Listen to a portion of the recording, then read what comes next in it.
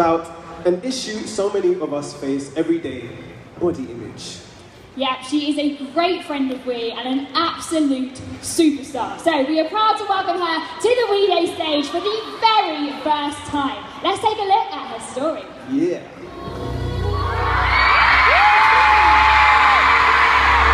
Oscar Award winner Kate Winslet is a prolific actress and singer and has starred in numerous high-profile films including Titanic, Finding Neverland and the Divergent series. Outside of acting, Kate is a strong proponent of body acceptance and encourages women to take pride in their appearance. So if you've ever been put down or told that you're not good enough, first of all, ignore it and use that fuel to push you on towards your dreams. She's working to teach young girls about self-love and the beauty of all body types. Winners, please welcome to the stage, Kate Winslet!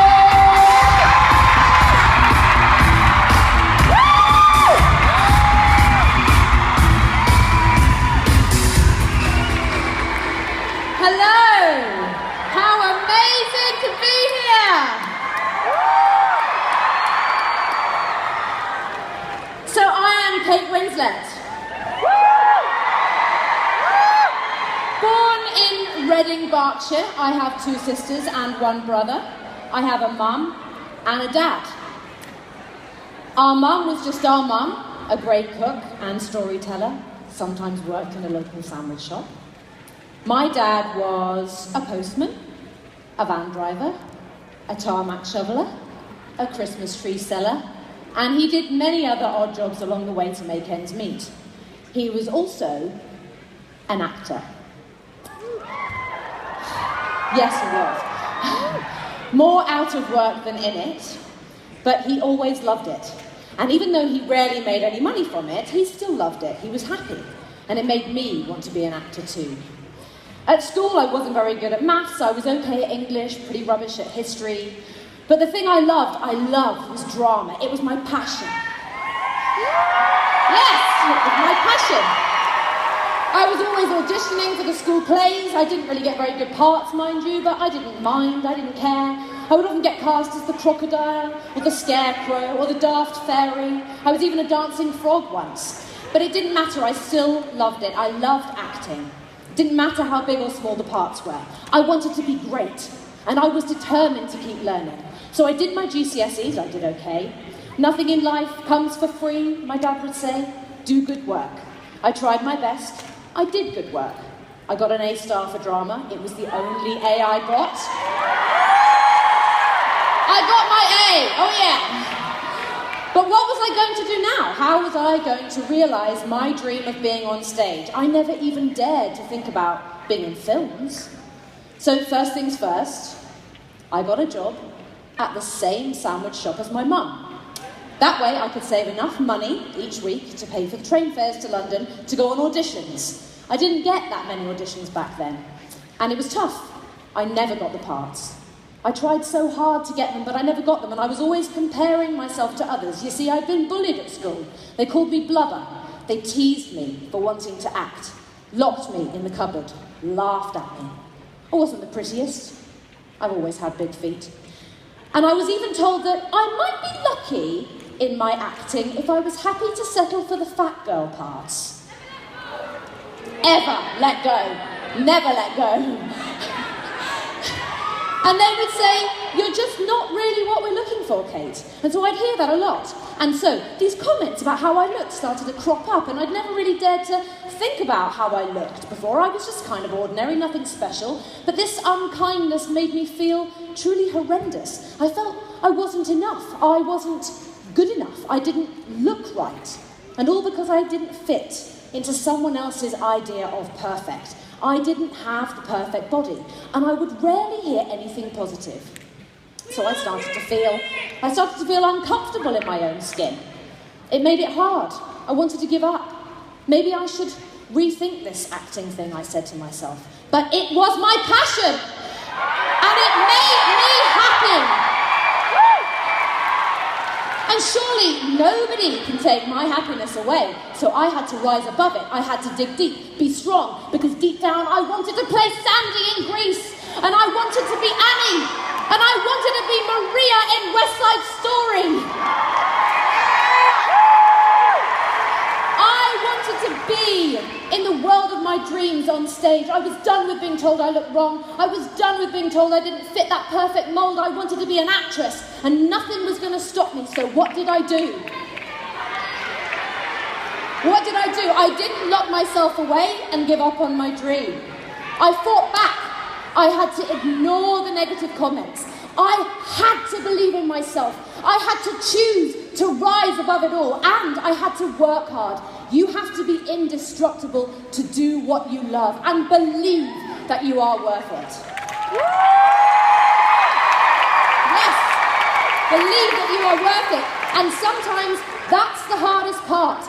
Wrong hair, big feet, wrong face, too ordinary, not right, don't fit, next. And I was the W in the alphabet, so I came last. I was always stuck at the end of the queue. But I stayed focused until W was called out, and it was my turn. Kate Winslet, are you ready? The question is, are you ready for me?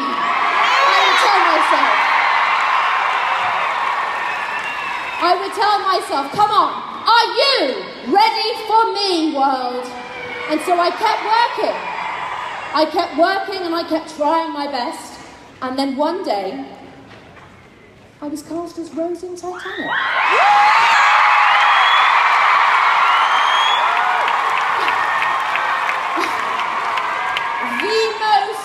The most unlikely candidate, Kate from the sandwich shop in Reading, suddenly acting in one of the biggest movies ever made.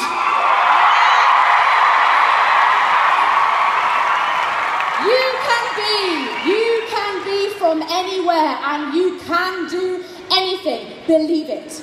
It is possible to overcome your fears. What if I fail? Fall over my big feet. Who cares? Be you. Be you. I learned to embrace my flaws, to make no apology for who I am. I dug deep.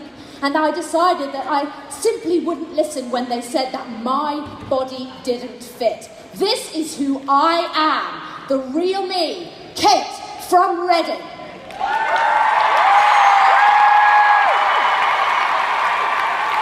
And so I looked in the mirror, took a deep breath, and I said to myself, get out there and go for it. Now, I'm not anti-teacher and I am not anti-excellence at all. Some of your teachers will be the greatest inspiration of your life, so make the most of them while you can. For me, the school of life has been my greatest education. Your school years are years you'll never get back, and don't waste them, but don't waste them feeling crushed by pressure either. Pressure to achieve the highest grades, or to conform to pressure exerted by people around you. We so easily compare ourselves to others. School can be a great time, but it can also be a very cruel time. The way not just to survive, but to thrive in these precious years of your lives is to work out who you are. Figure out what makes you truly happy, and hang on to that. Time. Take time. Hang on to it. Take that time. Make time. Make the time to figure out who you really want to be. Now, I am going to share one quick and easy idea how to do that. And you're going to hate me for this. Put down your phone. I use my phone all the time. I do it too. I use my phone all the time, whether it's to take photos, like most of us do, or text my mum, or look up directions. But today, social media robs us of so many of us of just basic conversation. We're constantly distracted from being our true selves in a world that is fueled by Insta-tweet book face, as I like to call it. So ask yourself, is your phone helping you to be happy? Are you using it? Are you using it in the correct way for you? Are all those fantastic people you follow, are they having a better time than you really? Are they making you feel unsettled or unsatisfied? Does it dent your self-esteem not to get those likes? Does it chip away at your true self? Is it even the real you? Maybe that person is a role. Perhaps you're losing a bit of yourself. Think about that. Let's think about that. I get to play roles, but they aren't real people. They really aren't. I get red carpets, it's fun to dress up, wear lipstick, but it isn't sustainable. It's not the real me. And being a real person is full of much more complex moments. The me that results from my life experiences and having my eyes open, my heart broken, and from being told that I wasn't quite right to do what I loved is the person that has made me who I am today, talking to you with all my flaws and all my imperfections.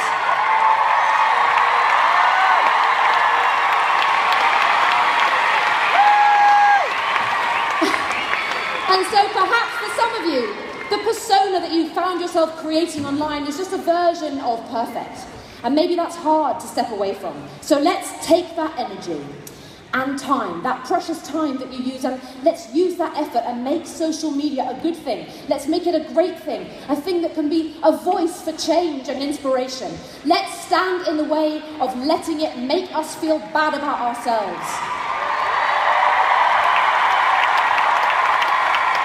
Now don't get me wrong, when it's used in the right way, wow, it can be a powerful resource indeed. But for how many of you is it becoming a distraction from your real life?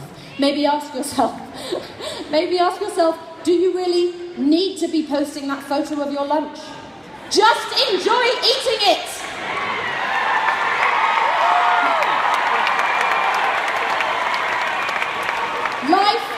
Life happens between the cracks, in the silences, in those moments walking out of a lesson and before you go into the next one. We're just walking down the street and it isn't always easy, but you could be missing it. Don't give all your time to your phone. It won't give you the answers. Promise yourself time on a rainy day, on a sunny day, to just be, to listen, to look, to breathe. Do a sweaty sport where you can't even hold your phone. Do an art class, dance. How about do an art class and dance with your friends? Paint each other. Put your phones down for a few hours or even half a day. Just leave it behind. And don't be afraid to make mistakes.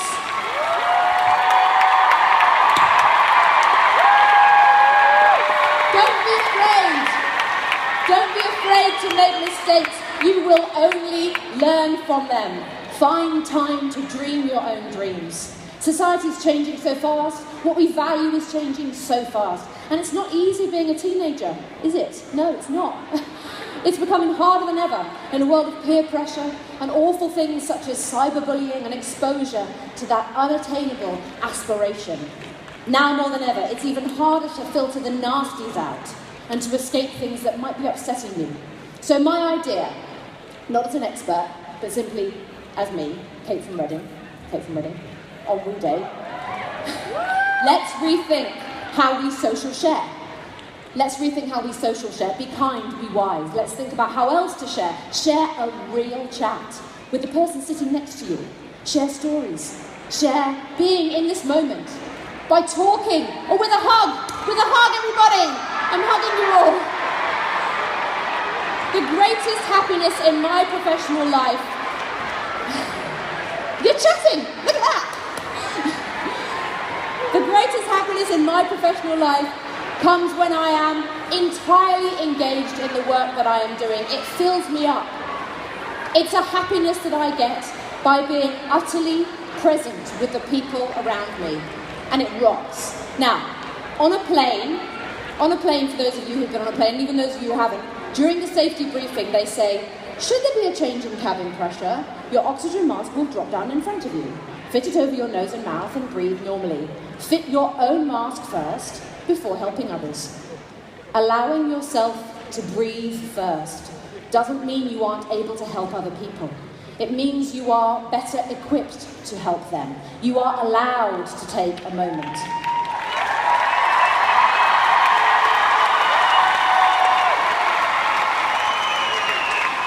I'm taking it right now.